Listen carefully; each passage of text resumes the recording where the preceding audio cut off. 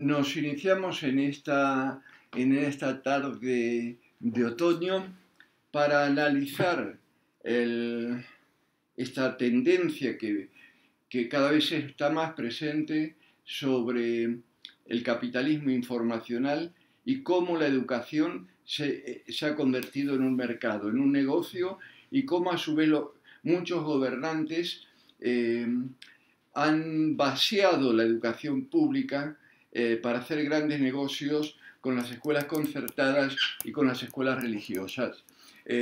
Vemos a su vez algunas protestas estos días de organizaciones religiosas o de escuelas concertadas porque su negocio puede enflaquecer.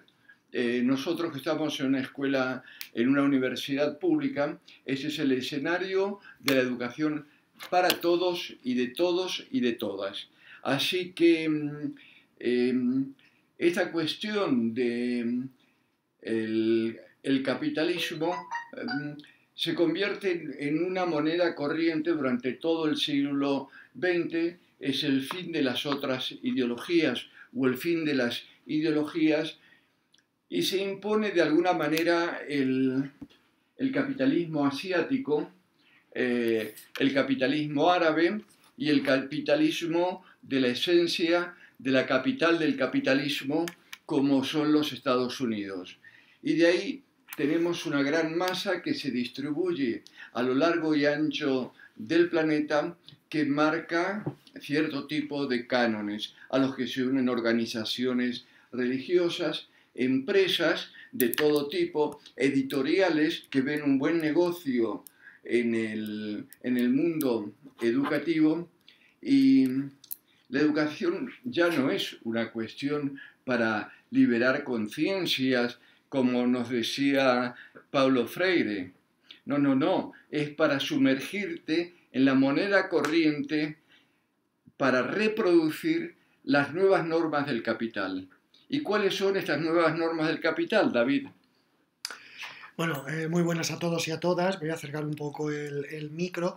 Claro que estamos en una etapa, en una época, esto ya lo hemos repetido varias veces, informacional. Siempre aquí en esta asignatura y en otras que nosotros damos, digamos que establecemos esa diferencia entre la era industrial y la era informacional, o la sociedad del conocimiento, o la era del capitalismo cognitivo, si queréis, en la que nos encontramos en este momento. Vale, ¿qué significa que estemos en una era informacional?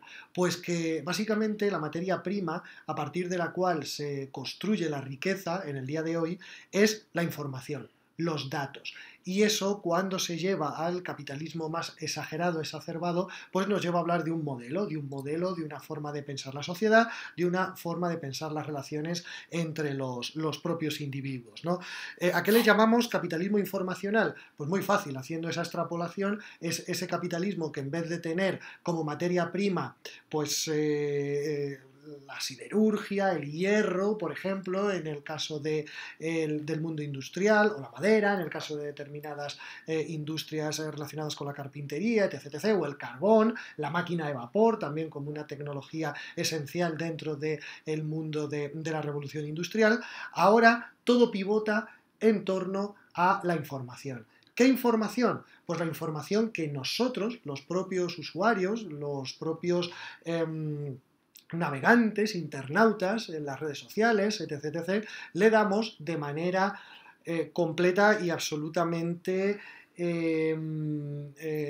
consciente, ¿no? Y de forma que permisiva, si se quiere, a estas grandes empresas del capitalismo informacional. Fijaos que si hace unos años hace unas décadas, a mediados del siglo XIX, las principales empresas, las grandes empresas del mundo, eran pues empresas como por ejemplo General Motors, es decir, las empresas, o Ford, las grandes empresas de vehículos, las grandes marcas automovilísticas, es decir, empresas que estaban ancladas en el mundo industrial. Ahora, si nos vamos al listado este que sale todos los años de las empresas que tienen mayor facturación, son empresas que precisamente lo que hacen es traficar en entre comillas, o mercadear con nuestros datos, con la información. Son las empresas del mundo informacional, ¿no?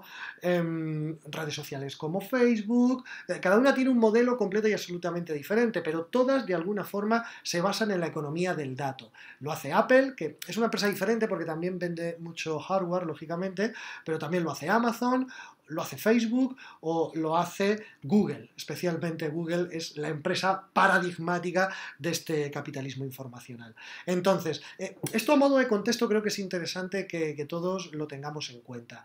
En este contexto, como bien ha comentado Roberto, se desarrollan nuevas maneras que son más que algo completamente innovador o algo ciertamente rupturista o disruptivo, es una evolución más en la lógica capitalista que comienza a construirse durante el siglo XX, ¿no?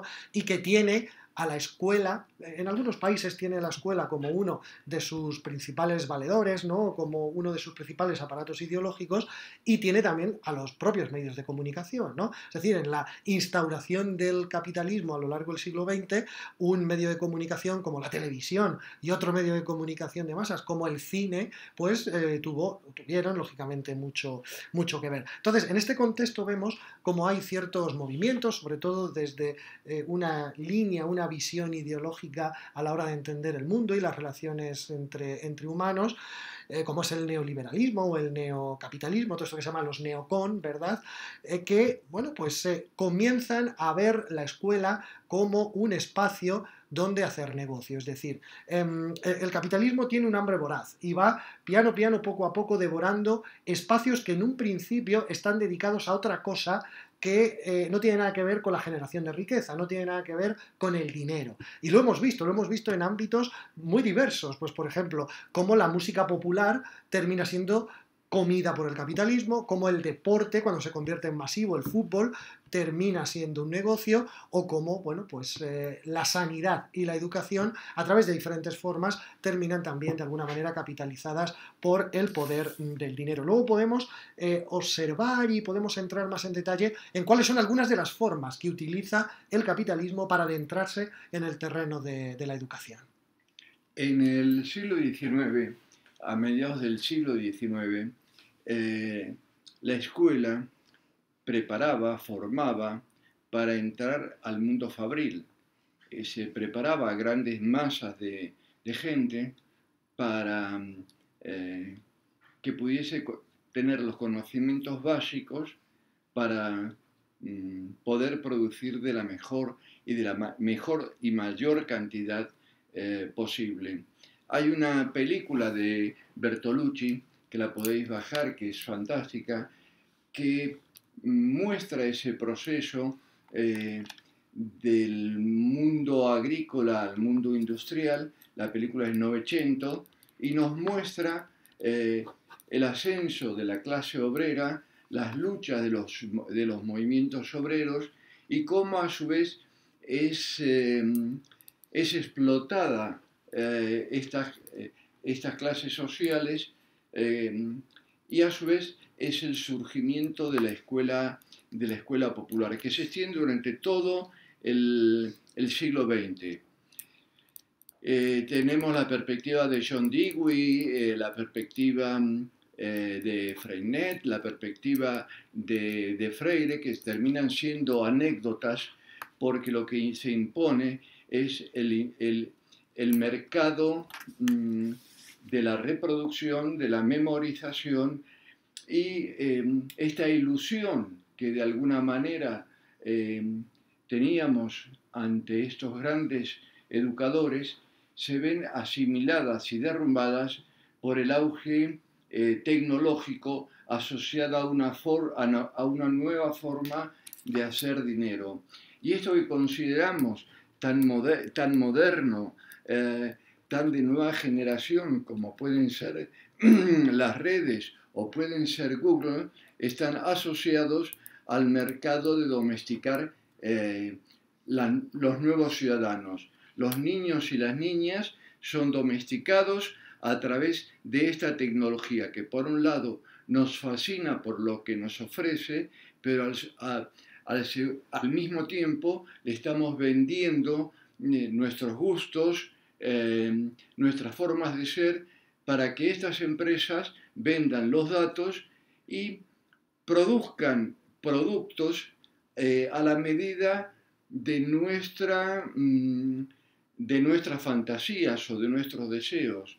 De alguna manera se anticipan a nuestros deseos a través de una serie de algoritmos y crean nuestros sueños. No son nuestros sueños, son nuestros sueños creados. El otro día lo leíamos en Twitter, ¿te acuerdas? Sí, sí. Que nos decía, había una cita del periódico El País, que tampoco es muy de fiarse, pero que está ahora en una nueva etapa, vinculado más a los movimientos progresistas. Decía: lo que lees en el muro es solamente tu sueño, no lees otra cosa.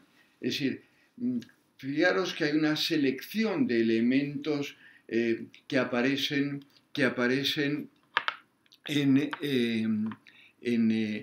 nuestros muros. Y todas las redes, todas, forman parte de la nueva economía.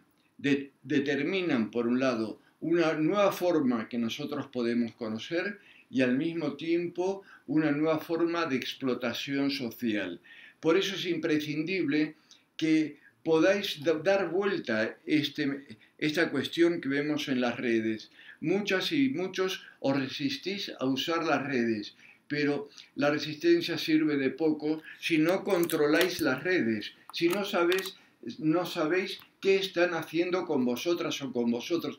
El problema no es que usen los datos, el problema es qué encierra detrás de todo este paradigma. Es decir, de pronto 4 años en la universidad y no volvéis a ver más el tema redes. No existe, se acabó. Se acabaron las tecnologías. Existe lamentablemente el concepto de tecnologías, el de TICs, pero estamos en otra época. Esta no es la época de las TIC. Esta es la época de la digitalización, es la época de las redes, es la época de los algoritmos. Estamos en un contexto con una tecnología de una naturaleza y os estáis informando de una tecnología que corresponde al siglo XX. Quería traeros, antes de pasarle la voz a mi compañero David, una frase que cito en este capítulo que hemos escrito conjuntamente, Espectáculo y Mercado Pedagógico en el Capitalismo Informacional. Y es la siguiente: desde hace unos años detecto un estado generalizado de desilusión en la profesión docente. Si comparamos esos años, la segunda década del siglo XXI, con los últimos 20 años del siglo XX, la gente en aquella época tenía espíritu de lucha, de cambio, de hacer cosas dentro de los espacios escolares. Estas acciones han sido asumidas por activistas que movilizan a la sociedad ante diferentes conflictos. Los profesores y maestros están desencantados y por otro observamos que los estudiantes no están a gusto porque la institución educativa no responde al contexto social, tecnológico y político que estamos viviendo. La máxima alegría de muchos jóvenes que se suele producir en los ámbitos educativos es encontrarse con sus pares, sus colegas. El espacio escolar los reúne y los vincula unas horas para planificar la vida fuera de las aulas. Y tal vez os pasa a vosotros, que este rato sirva para poder contar vuestras desilusiones o qué se puede hacer en estos momentos. El problema mayor con los que nos enfrentamos es: estamos ante un contexto económico hipercapitalista, hiperasiático, hiperamericano, homogeneizado. Este mercado ha llegado al mundo de la educación y si salen de la norma es probable que sean castigadas o castigados, depende quién os toque. Es Es decir, hay diferentes formas de castigo. Eso lo podéis ver muy bien en el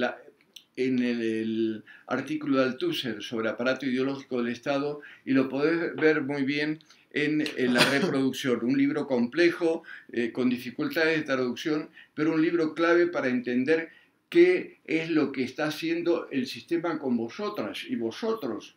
Es decir, si no comprendéis qué pasa con vuestras vidas, vais a pasar por la universidad como si no hubierais pasado por ningún lado. Es decir, el túnel del tiempo. Entonces, la invitación es, este mercado, ¿qué quiere hacer con vosotras? Este mercado, ¿qué quiere hacer con vosotros? Es decir, ¿por qué Google o Twitter o Amazon se convierten en los dueños del mundo? He leído anteriormente un comentario que era muy interesante. Había algún compañero o compañera que decía: yo creo que somos más vulnerables si nos rendimos a las redes. Bueno, puede ser. Lo que pasa es que yo os lanzo una pregunta. ¿Somos libres de estar o no en las redes? ¿Hasta qué punto somos libres de tener o no WhatsApp, por ejemplo? Hay que decir una cosa. Alguien puede pensar: bueno, pero es que WhatsApp no es una red. WhatsApp pertenece a Facebook, igual que Instagram pertenece a Facebook, con lo cual todos esos datos terminan en manos de una de esas grandes empresas del capitalismo informacional como es Facebook, ¿no? Las llamadas GAFA, esas empresas GAFA, que son, GAFA es un acrónimo de Google, Apple, Facebook y Amazon, GAFA, ¿no? Entonces, existe una especie de coerción invisible para que utilicemos las redes, ¿no? En el mundo actual y sobre todo en nuestras sociedades occidentales es francamente difícil no dejarse seducir por el tema de las redes sociales, por entrar, ¿no? Por utilizar las redes sociales. ¿Por qué? Pues porque tendemos a pensar, y posiblemente sea así, que nos vamos a empobrecer en términos relacionales. Es decir, cuando todos tus amigos usan WhatsApp, ¿eres tú libre de usar o no WhatsApp? Aquí lo que se establece es una especie de monopolio, si se quiere decir así, ¿no? Es decir, una suerte de dominio absoluto de 4 o 5 plataformas que lo controlan todo, y que incluso en otros países es peor, porque por ejemplo en China, yo siempre pongo este ejemplo, en China hay una única plataforma para todo. Es una mezcla de Netflix, Amazon, Facebook y WhatsApp. Una única plataforma para todo. Y esa plataforma además tiene la obligación de compartir sus datos con el gobierno chino.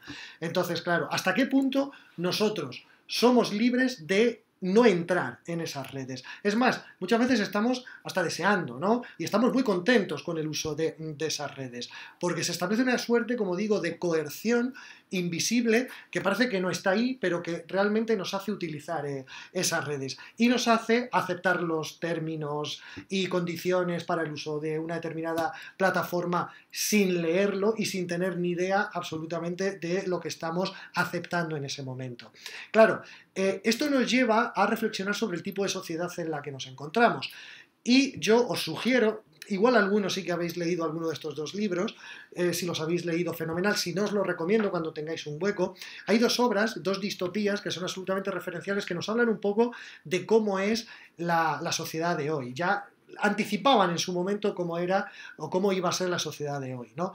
Una es 1984, ¿no? El famoso Gran Hermano de Orson Welles, pero yo creo que hay otra obra que refleja mejor todavía cómo nos encontramos en este momento a nivel de control y de vigilancia, porque introduce un matiz que no aparece en 1984, que es que estamos contentos, además, y estamos conformes con este nivel de vigilancia y de control, porque tenemos esta ilusión de empoderamiento y de creatividad y de creación y de interacción en las redes, que es Un mundo feliz, de Aldous Huxley, esa obra en la que, bueno, pues se planteaba una sociedad completamente drogada, completamente vigilada y controlada, pero a la vez completamente contenta, ¿no? Y conforme con esa situación. Yo creo que esa obra refleja todavía mejor que 1984, esa sociedad de control y de la vigilancia, el momento en el que nos encontramos ahora.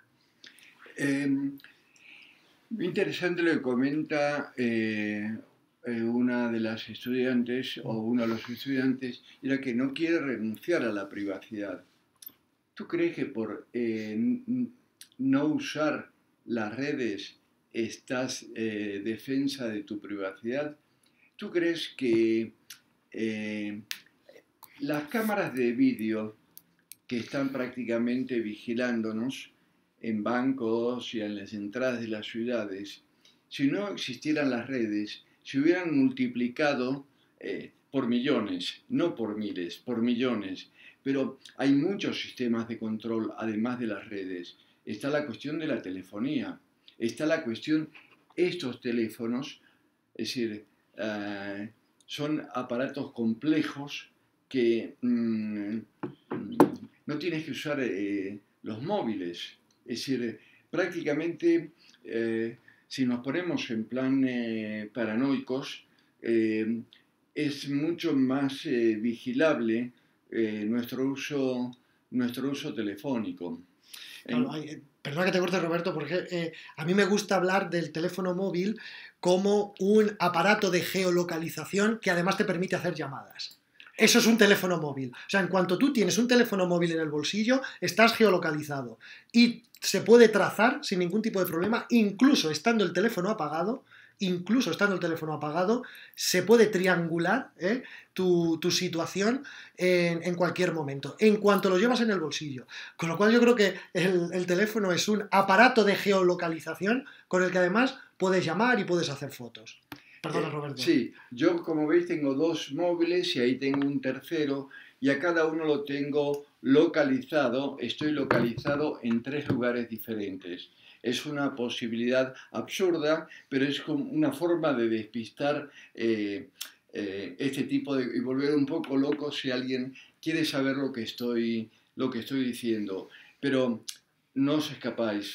Es decir, no hay escapatoria. Es decir, las cosas, y si las cosas se ponen duras, tenemos otro tipo de vigilancias. Se vuelve a la vigilancia y al control del siglo XX, que es el de la fuerza. Esa es una violencia simbólica, una violencia tecnológica que nos vigila sin ser nosotros conscientes de esa vigilancia. Pero el problema mayor no está en las redes. Todo es un conglomerado de elementos que forman parte del consumo, forman parte de esto.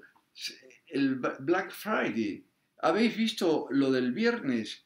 Una locura, la gente se pone histérica, pero además... Bueno, hoy es el Cyber Monday. Sí, y se promueven ese tipo de cosas y de alguna manera se alimenta el inconsciente colectivo. Yo creo que podemos ir dejando por aquí para que tardamos 2 o 3 minutos en pasar al chat, es decir, cómo se instrumentaliza esto en el espacio educativo, cómo Google hace sus buenos negocios y cómo las diferentes religiones, cómo a su vez las grandes empresas crean pseudo métodos como el Flipped Classroom o los MOOCs, donde es puro negocio. Es decir, habéis oído hablar de Flipped Classroom. Estoy dirigiendo en estos momentos una tesis y descubrimos que las fundaciones, que las organizaciones, que se mete Google, es decir, de innovación no hay nada. Es decir, ir a ver un vídeo a tu casa y luego discutir en el aula con los alumnos, ¿eso es la innovación? Vamos, es como decir que la UNED está innovando. No hay innovación. El único lugar donde hay algunas cosas de cambio están en Finlandia y en algunos cursos de alguna gente innovadora en España. Pero se acabó. Todo lo demás pertenece al siglo XX y a la sociedad de control. Bueno, vamos a... Nos despedimos. Pasamos al chat. Bajamos al chat. Guardamos esto y nos vemos en el chat. ¿Vale? Hasta ahora. Hasta ahora. Vale, entonces ahora apago yo aquí. Sí. Yo